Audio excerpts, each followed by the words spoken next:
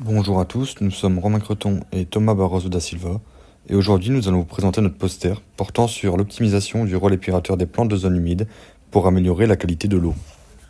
Ce phénomène se nomme la phytoremédiation. Il repose sur la capacité de plantes de zones humides à capter, transformer ou dégrader divers polluants dissous dans l'eau. Il regroupe des mécanismes tels que la phytoaccumulation ou la phytodégradation. Dans un premier temps, nous allons évoquer la dépollution des éléments traces métalliques grâce à la phytoaccumulation, qui permet aux plantes d'absorber, transporter et stocker les polluants dans leurs tissus. La figure 1 présente l'évolution de 3 concentrations différentes en cadmium au sein d'une zone humide, en présence de Phragmites australis ou d'Iris pseudocarus.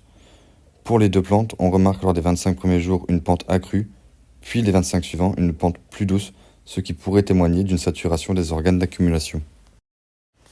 La figure 2 présente la concentration de plomb dans les organes racinaires avant et après ajout d'une solution de plomb au milieu. On remarque que l'absorption se fait par les racines et que celles-ci sont capables d'accumuler une grande quantité de plomb. On remarque également que la translocation est limitée vers les parties aériennes. Les éléments organiques, quant à eux, peuvent être totalement dégradés par les macrophytes. Ils sont dans un premier temps absorbés par le système racinaire avant d'être métabolisés dans les parties aériennes de la plante. Dans le cas de l'étude de la dégradation d'un néonicotinoïde par Cyperus papyrus, figure 3, la concentration en néonicotinoïdes dans la solution diminue de près de 80% en l'espace de 25 jours. Il en va de même pour les concentrations présentes dans les tissus de la plante. En zone humide naturelle, il est possible de gérer certaines communautés végétales en fonction du type de dépollution souhaité. La figure 5 montre que les plantes printanières estivales accumulent fortement au printemps-été, puis chutent en automne. A l'inverse, les espèces continues présentées dans la figure 6 vont stocker toute l'année.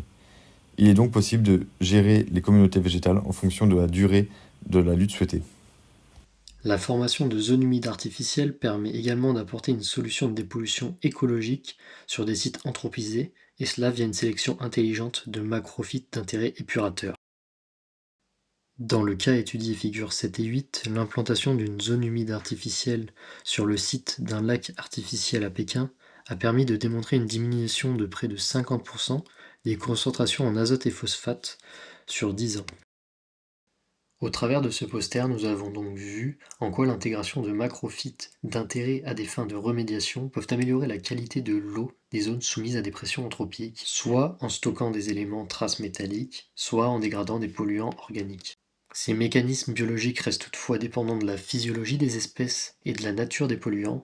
Cela exige donc une gestion adaptative tenant compte de la résilience des végétaux ainsi que de leur capacité d'accumulation et de dégradation.